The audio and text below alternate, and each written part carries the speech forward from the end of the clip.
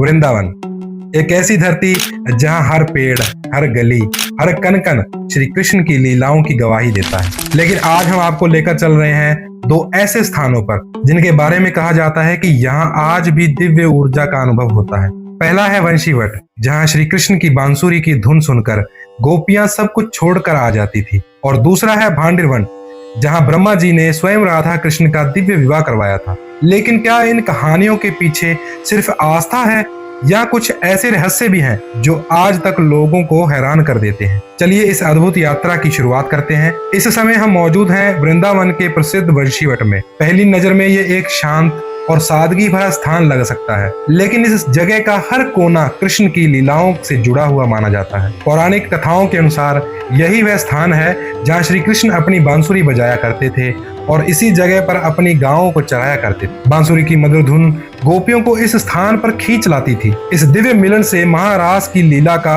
आरंभ भी माना जाता है। इस महारास की दिव्यता के कारण तो स्वयं महादेव भी गोपी बनने पर मजबूर हो गए थे और आज गोपेश्वर महादेव कहलाते हैं। आज भी यहाँ आने वाले कई संत और भक्त कहते हैं कि वंशीवट का वातावरण अन्य स्थानों से बिल्कुल अलग महसूस होता है। कुछ लोग इसे शांति का केंद्र मानते हैं तो कुछ लोग इसे कृष्ण की अनंत लीलाओं का जीवित प्रमाण मानते हैं। अगर आप ध्यान से देखें तो यहाँ के पेड़ और माँ यमुना के किनारे का माहौल एक अलग ही अनुभव करवाता है, और कहा जाता है कि यह वंशीवट वृक्ष 5000 साल पुराना है। श्री कृष्ण इसी वृक्ष पर बैठकर बंसी बजाया करते थे और इस बंसी की धुन को आज भक्त अपनी श्रद्धा से इस वृक्ष को कान लगाकर सुनने का प्रयास करते हैं, और कई परम भक्तों को तो ये धुन की मधुरता का एहसास भी हुआ है। अब हम पहुंच चुके हैं भांडिरवन, जो वृंदावन के 12 प्राचीन वनों में से एक माना जाता है, लेकिन आज यहाँ शहर का माहौल बन गया है। यह स्थान सिर्फ एक सुंदरता के लिए नहीं बल्कि एक अद्भुत पौराणिक घटना के लिए भी विशेष माना जाता है। कथाओं के अनुसार और गर्ग संहिता के गोलोक खंड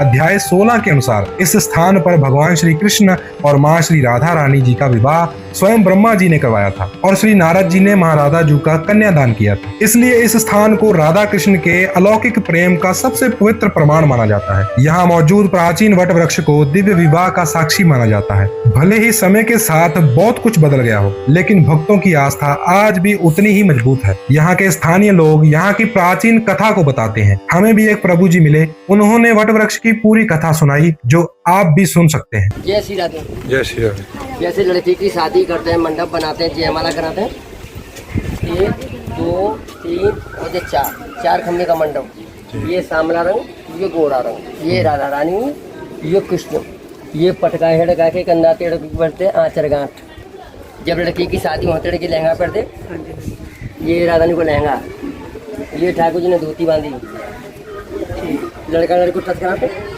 मेरा अंगूठा दिख रहा दिख रहा ना, ये हस्त मनना हस्त लेवा। तुम चलते रहो। ये पेड़ में उस तरह की आकृति ले ली उन्होंने पेड़ में। नहीं सुनेंगे तो कुछ होता है। ये ब्रह्मा जी राधा रानी की शादी करा रहे हैं। ब्रह्मा जी को 4 मुख, 1 2 3 और ये 4 चलते जाओ। तुम अगर मैं क्या दिखाऊँ?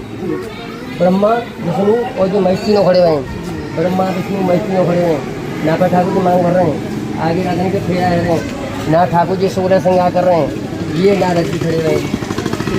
राधा रानी की शादी ना भैया भांडी बने प्रभाष तक मोबाइल पर सुनिए। ये हुई बटे जो 5.5 साल पुराना हो। ये है मंडप ना भैया राधा रानी की शादी।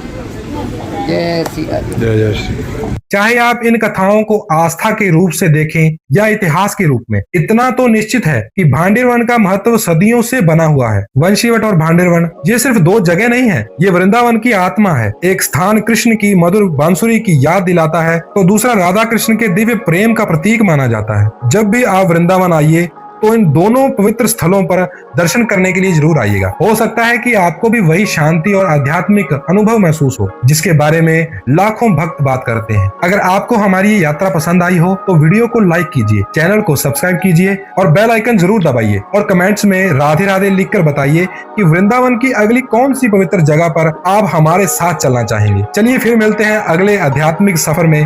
राधे राधे।